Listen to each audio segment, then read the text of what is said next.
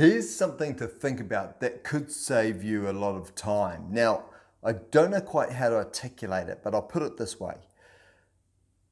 Don't spend your time doing something that others should be doing for you or you should be doing for yourself. Don't spend time doing things for others that others should be doing for you or you should be doing for yourself. And what I mean by that is this. And certainly this isn't about being selfish. This is about being purposeful in the way that you expend your energy. So too often if we think about someone who might need some support, some therapy, might need to be a coach, might need a coach, what we tend to do is we think, gosh, we need this thing. And then what we do is we can sometimes spend energy setting it up for other people. But that's not what we need. We don't need to be doing that thing for other people. We need that thing done for us. So instead of being effectively a customer of whatever that thing is, that service, what we try and do is we try and produce it, we try and propagate it, we try and be a provider of it. And too often what I do is I see people, so if we talk about people that are therapists or social counselors or something like that, too often what they're doing is they're doing something, they're falling into a role that they wanted provided to themselves, either in that moment or earlier on in their life.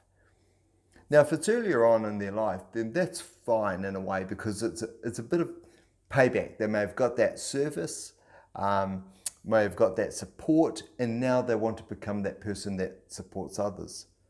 But often I see, and I've done this myself, I've started to offer others the very help that I needed.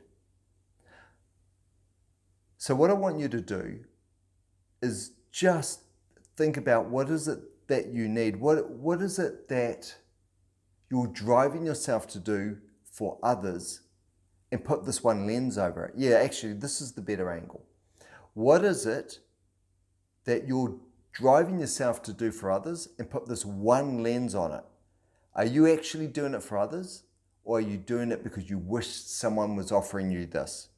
Because if that's the case, you need to flip it around. You're spending energy doing something that's not purposeful for you. Again, I'm not talking about selfishness. I'm not talking about taking away things that you offer others. What I'm talking about is those moments, those elements, those times where the purpose is better served that you receive what it is that you're providing to others. Because if that's the case, then become a receiver of it, a customer of it, rather than looking to provide it for others. That's one part. Another part that comes to mind is sometimes we do things like that because we're procrastinating. So for that first part, there's a congruence between what we're trying to do for others and what we need for ourselves. Those two things are the same. What we need is what we're providing others, and we're not serving ourselves in getting what we need because we're spending all our time and energy doing it for others. There's a natural sort of congruence there. But sometimes there's an incongruence. So what we're looking to provide for others does match a skill set we have, is not what we need, but we're doing it as almost a distraction or a form of procrastination so we don't get what we need. Rather than spend the energy and time doing that, we give ourselves another task to do that we know is good for other people, so that validates it. So we spend our time doing that. But really, what's underpinning it is we're using it as a diversion or a distraction or a form of procrastination to take care of what we know is the root cause of what it is that we need to fix. So all I'm saying is where you're expending your energy, just put that single lens over it and ask yourself, Are you doing for others what you should be getting for yourself? Or are you doing something for others that's serving as a distraction, a procrastination, or a diversion for something you should be doing for yourself? So take the time, look at it where you're expending your energy, and just put that lens over it.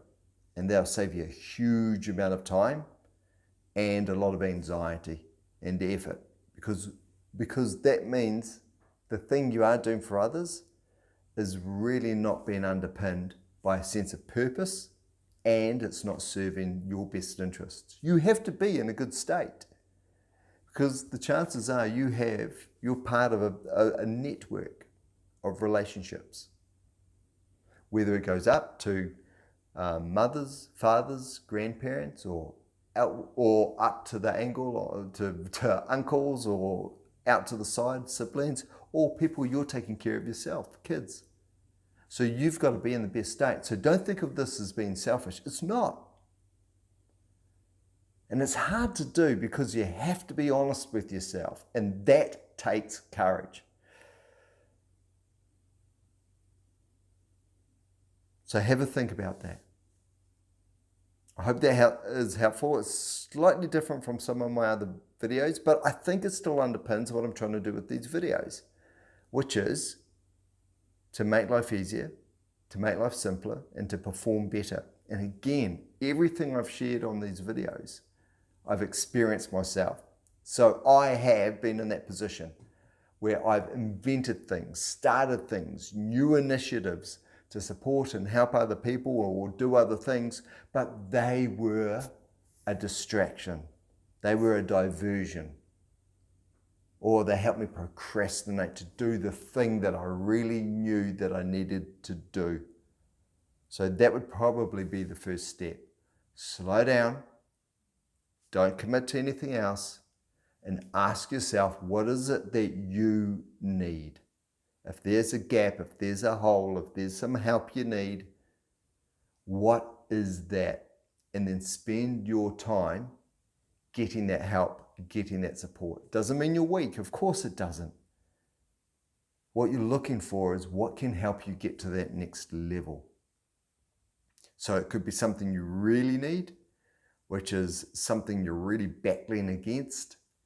We could be talking drug use or alcoholism, obesity, diabetes. Could be anything at that level, which is pretty significant level, or it could be something that's not so impactful. You're looking at a smaller step to a better level. So for example, it could be on the other extreme, and it is the other extreme.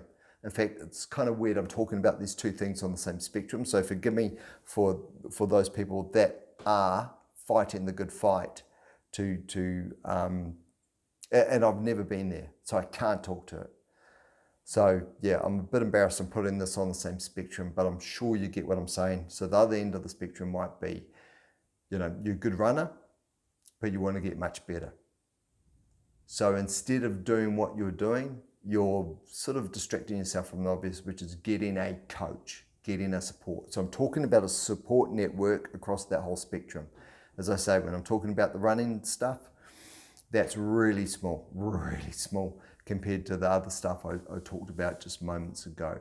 But you can use this for anything on that spectrum. All right, my blood's running a little bit cold because I feel like I have sort of broached two subjects there that really shouldn't be talked about in the same conversation. But you are somewhere on that spectrum in terms of what you want to go to that next level. But be honest with yourself about what it is that you need, and make sure that you're not papering over that by looking to provide that for others when you really need it yourself. By doing it for others when really it's just a distraction or a diversion. Okay. All right, that's it. You know what to do in the comments if you want to share anything. If you've got any questions, feel free to ask. Yeah, that's it. I will catch you in the next one. Please take care of yourself. Take care of yourself. Ask yourself that one question. What do you need? And put yourself first. Put yourself first so you can be a better person. So you can feel better about yourself. Okay. Yeah, I'm not sure about posting this video. I will, but yeah. Okay. Take care. Catch you in the next one.